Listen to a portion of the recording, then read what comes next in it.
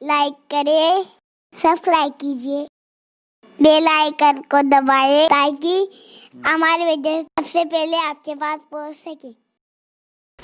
اللہ تبارک و تعالیٰ نے ہمیں جو دنیاوی زندگی عطا کی ہے، یہ دنیاوی زندگی بہت عظیم سرمایہ ہے، اور آخرت اچھی یا بری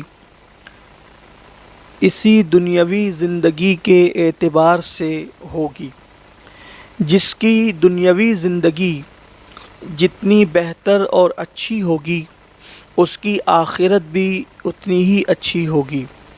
حالانکہ یہ بات بالکل یقینی ہے کہ سارے اعمال کر لینے کے بعد بھی انسان جو آخرت میں کامیاب ہوگا وہ صرف اور صرف اللہ عز و جل کے کرم سے اور مصطفیٰ جان رحمت صلی اللہ علیہ وآلہ وسلم کی شفاعت سے کامیاب ہوگا۔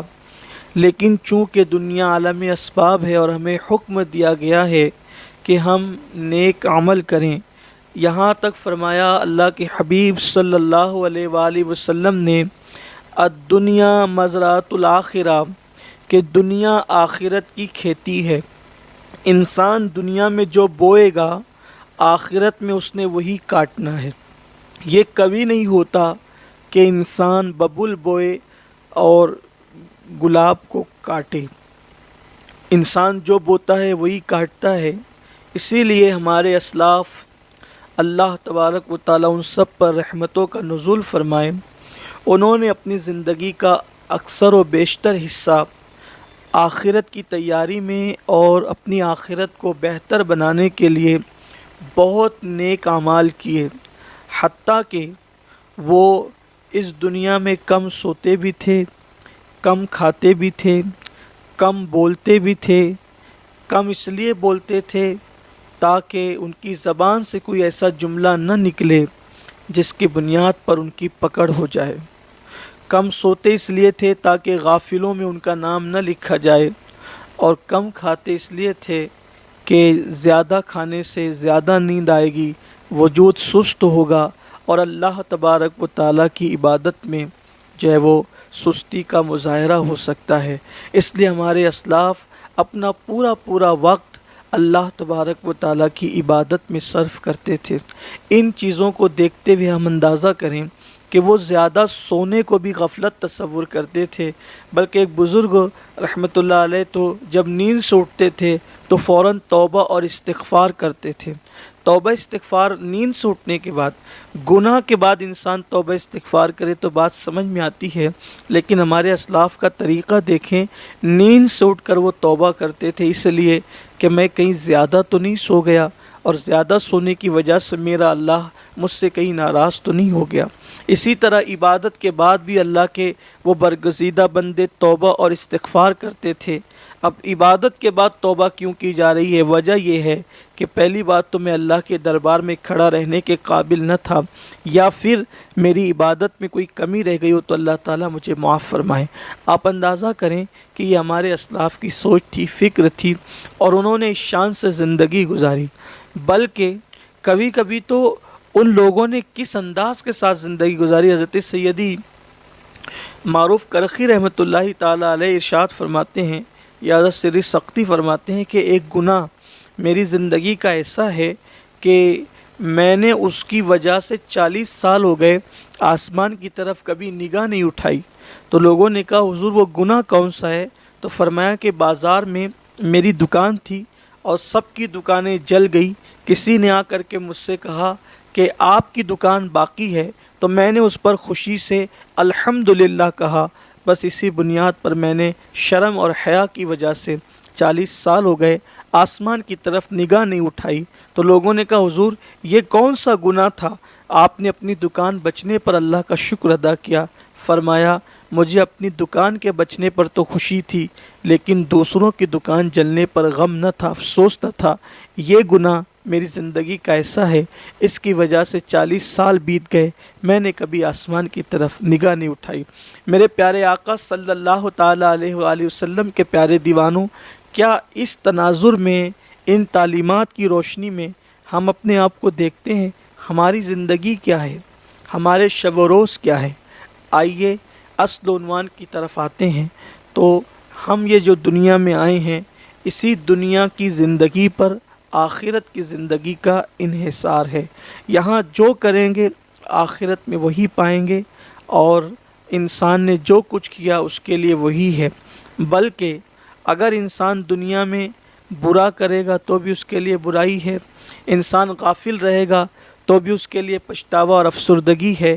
کاش کہ آج اس دنیا کے اندر اللہ نے جو ہمیں زندگی دی ہے، اس کو غنیمت جان کر ہم اللہ کو راضی کریں، اللہ کی عبادت کریں، اللہ تبارک و تعالیٰ کو راضی کرنے کے لیے تگ و دو کریں۔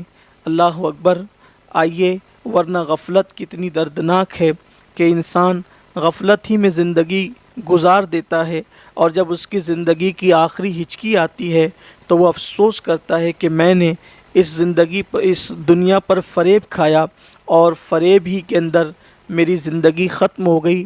افسوس کہ اب 2 لمحات بھی میری زندگی کے نہیں بچے۔ اس وقت انسان جو ہے وہ انسان اللہ کی بارگاہ کے اندر مہلت طلب کرتا ہے، مگر یہ کہہ کر اسے روک دیا جاتا ہے کہ جب ہم نے تمہیں مہلت دی تھی اس وقت تم نے اس کا استعمال نہیں کیا۔ میرے عزیز بھائیوں، وہ میرے احباب کان کھول کر کے سنیں، جو لوگ اللہ نے جنہیں وقت دیا ہے وہ موبائل گیموں میں مصروف ہیں، وہ جوئے میں مصروف ہیں، وہ کھیل کود میں مصروف ہیں، وہ دوستوں کی گرما گرم محفلوں میں مصروف ہیں، وہ قہقہوں کی محفلوں میں مصروف ہے، وہ شراب و شباب کی محفلوں میں مصروف ہے۔ یہ دنیا کی زندگی بہت قیمتی سرمایہ ہے، بلکہ جنت میں تو لوگ اس لیے بھی پچھتائیں گے کہ ہم نے زندگی کا ایک لمحہ ضائع کیوں کر دیا، کاش کہ اس وقت بھی اللہ کی عبادت کر لیتے تو آج ہمیں جنت میں یہ مقام ملنے کی بجائے کوئی اور مقام ملتا۔ اس لیے اللہ رب العزت کا دیا ہوا وقت قطعاً ضائع نہ کریں، اس کا صحیح استعمال کریں اور اس کو صحیح طور پر اللہ کی عبادت میں لگائیں۔ بلکہ بات آئی ہے تو اپنے عنوان پر آنے سے پہلے عرض کروں کہ ایک بزرگ فرماتے ہیں کہ میں اپنے دوست کی قبر پر گیا اور میں نے دعا کی کہ اللہ اس کے احوال سے مجھے باخبر فرما۔ ایسے میری آنکھ لگ گئی تو میں نے کیا دیکھا کہ وہ اٹھا اور اٹھنے کے بعد کہتا ہے کہ تم لوگ کتنے خوش نصیب ہو کہ ہر ہفتے تمہیں حج کی سعادت نصیب ہوتی ہے۔ تو میں نے کہا ہر ہفتے کوئی حج کیسے کر سکتا ہے؟ تو اس نے کہا کہ جب مسلمان جمعہ کی نماز ادا کرتے ہیں تو جمعہ کی نماز کی برکت سے انہیں حج کرنے کا اجر و ثواب ملتا ہے، اور جب وہ جمعہ پڑھ کر لوٹتے ہیں تو اس وقت اللہ تبارک و تعالیٰ ان کی زندگی کے یعنی ہفتے بھر میں انہوں نے جو گناہ کیے ہیں ان سارے گناہوں کی اللہ تبارک و تعالیٰ مغفرت فرما دیتا ہے۔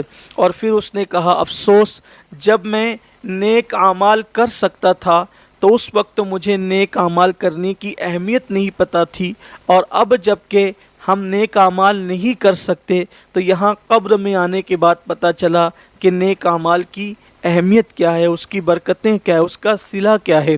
لیکن جب نیکیاں کر سکتے تھے اس وقت صلے کی اہمیت پتہ نہیں تھی، آج صلے کی اہمیت پتہ چلی ہے تو نیک عمل کر نہیں سکتے۔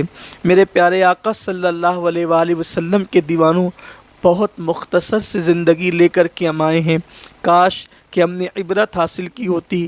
ہم نے اس دنیا کو ہمیشہ رہنے کی جگہ سمجھنے کی بجائے ایک سرائے، ایک مسافر خانہ سمجھ کر ہم نے اللہ تبارک و تعالیٰ کو راضی کیا ہوتا، اس کی عبادت کی ہوتی۔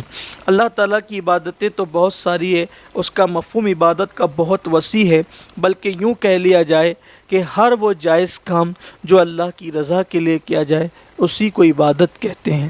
حتیٰ کہ راستے سے تکلیف دینے والی چیز کو ہٹا دے اللہ کے لیے تو یہ بھی عبادت ہے، کانٹے ہٹا دے یہ بھی عبادت ہے، پتھر ہٹا دے راستے سے یہ بھی عبادت ہے، اسی طرح کسی کو پانی پلا دے یہ بھی عبادت ہے، اللہ کے لیے کسی کو دیکھ کے مسکرا دے یہ بھی عبادت ہے، حتیٰ کہ کسی کو آدھی کھجور تھما دیں اللہ کے لیے یہ بھی عبادت ہے۔